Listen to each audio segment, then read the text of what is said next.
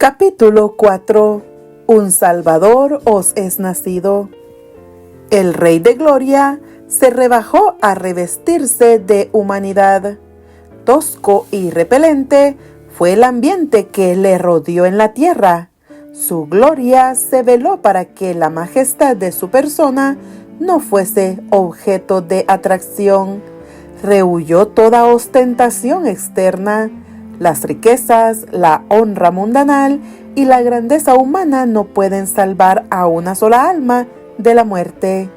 Jesús se propuso que ningún halago de índole terrenal atrajera a los hombres a su lado. Únicamente la belleza de la verdad celestial debía atraer a quienes le siguiesen. El carácter del Mesías había sido predicho desde mucho antes en la profecía, y él deseaba que los hombres le aceptasen por el testimonio de la palabra divina. Los ángeles se habían maravillado del glorioso plan de redención. Con atención miraba cómo el pueblo de Dios iba a recibir a su Hijo, revestido con el manto de la humanidad. Vinieron los ángeles a la tierra del pueblo elegido.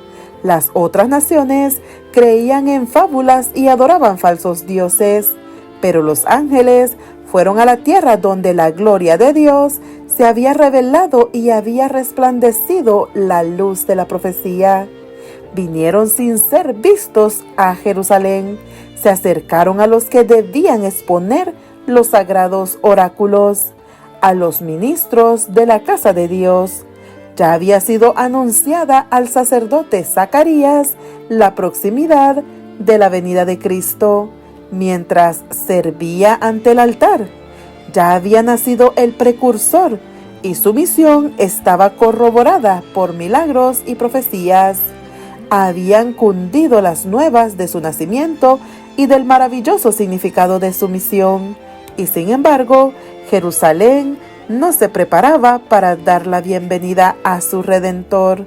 Los mensajeros celestiales contemplaban con asombro la indiferencia de aquel pueblo a quien Dios llamara a comunicar al mundo la luz de la verdad sagrada.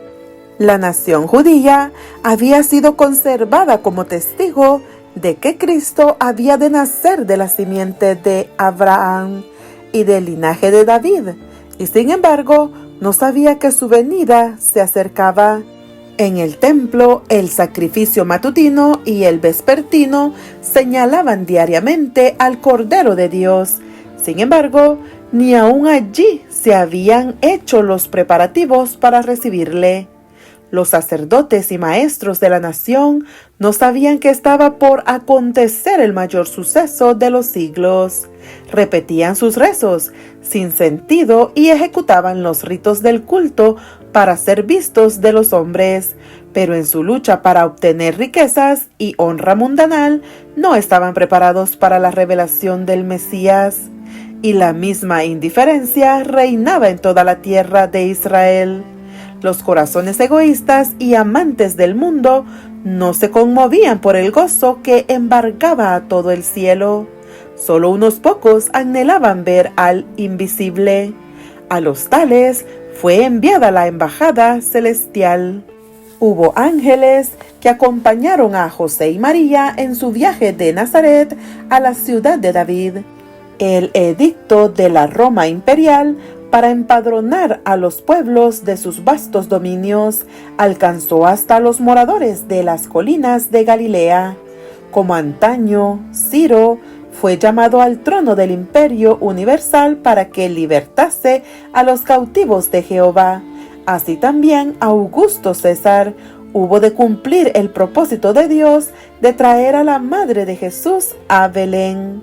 Ella era del linaje de David, y el hijo de David debía nacer en la ciudad de David. De Belén había dicho el profeta: saldrá el que será Señor en Israel, cuya procedencia es desde el principio, desde los días de la eternidad. Pero José y María no fueron reconocidos ni honrados en la ciudad de su linaje real. Cansados y sin hogar, siguieron en toda su longitud la estrecha calle, desde la puerta de la ciudad hasta el extremo oriental, buscando en vano un lugar donde pasar la noche. No había sitio para ellos en la atestada posada. Por fin hallaron refugio en un tosco edificio que daba albergue a las bestias, y allí nació el Redentor del mundo. Sin que lo supieran los hombres, las nuevas llenaron el cielo de regocijo. Los seres santos del mundo de luz se sintieron atraídos hacia la tierra por un interés más profundo y tierno. El mundo entero quedó más resplandeciente por la presencia del Redentor. Sobre los collados de Belén se reunieron innumerables ángeles a la espera de una señal para declarar las gratas nuevas al mundo. Si los dirigentes de Israel hubieran sido fieles, podrían haber compartido el gozo de anunciar el nacimiento de Jesús, pero hubo que pasarlos por alto. Dios declaró: derramaré aguas sobre el secadal y ríos sobre la tierra árida. Resplandeció en las tinieblas luz a los rectos.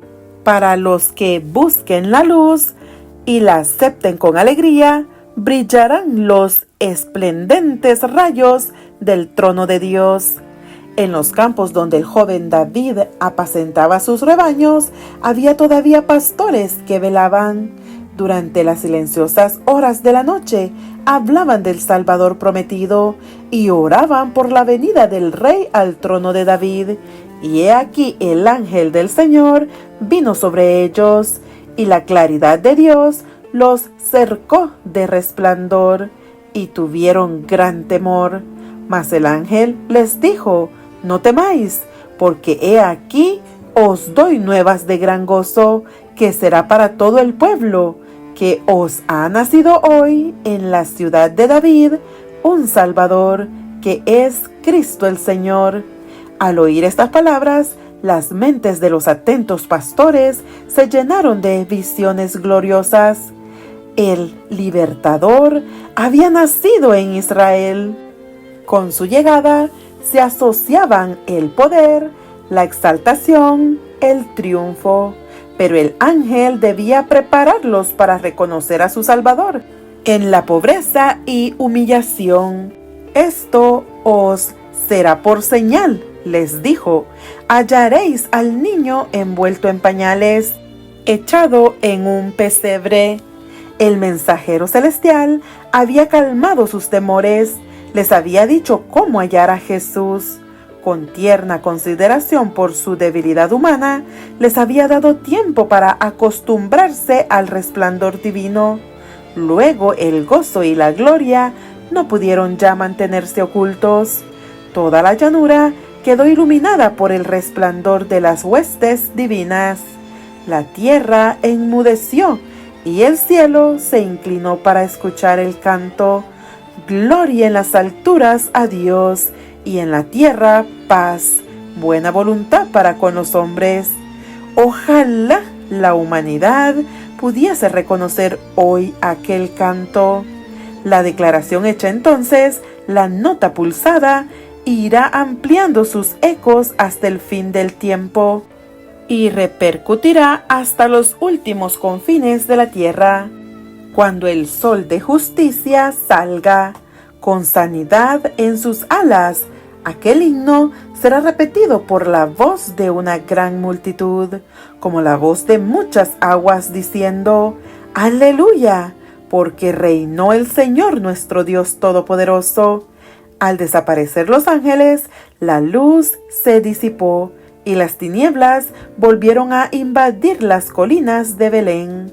Pero en la memoria de los pastores quedó el cuadro más resplandeciente que haya contemplado los ojos humanos.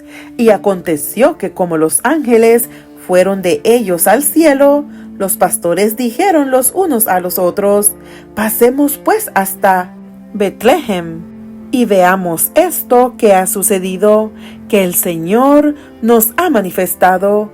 Y vinieron apriesa y hallaron a María y a José y al niño acostado en el pesebre. Con gran gozo salieron y dieron a conocer cuanto habían visto y oído. Y todos los que oyeron se maravillaban de lo que los pastores les decían. Mas María guardaba todas estas cosas, confiriéndolas en su corazón, y se volvieron los pastores glorificando y alabando a Dios. El cielo y la tierra no están más alejados hoy que cuando los pastores oyeron el canto de los ángeles. La humanidad sigue hoy siendo objeto de la solicitud celestial, tanto como cuando los hombres comunes de ocupaciones ordinarias se encontraban con los ángeles al mediodía y hablaban con los mensajeros celestiales en las viñas y en los campos. Mientras recorremos las sendas humildes de la vida, el cielo puede estar muy cerca de nosotros. Los ángeles de los atrios celestes acompañarán los pasos de aquellos que vayan y vengan a la orden de Dios. La historia de Belén es un tema inagotable. En ella se oculta la profundidad de las riquezas de la sabiduría y de la ciencia de Dios.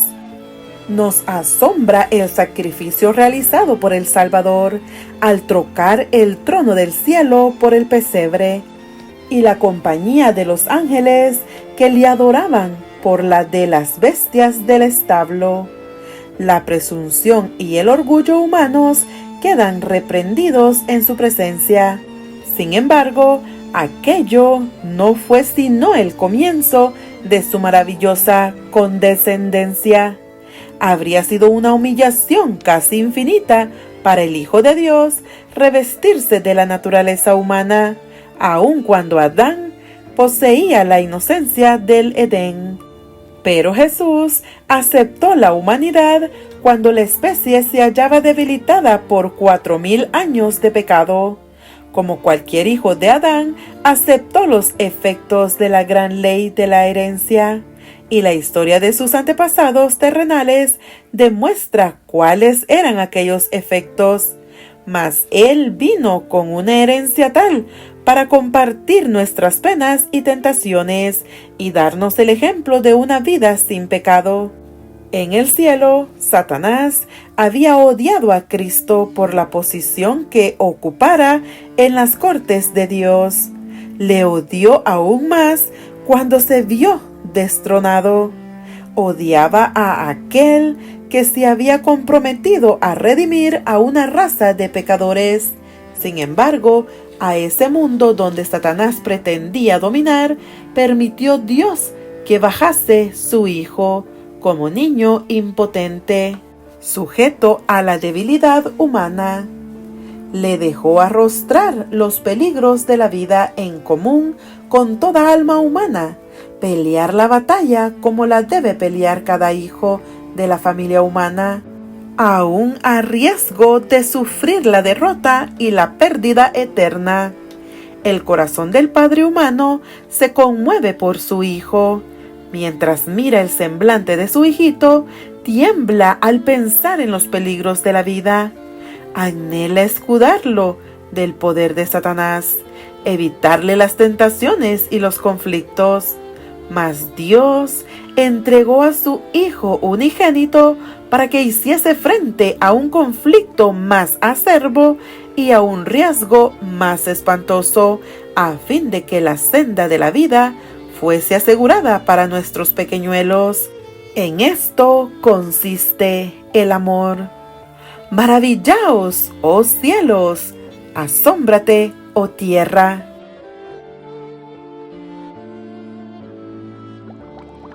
Dale like y suscríbete. Que Dios te bendiga.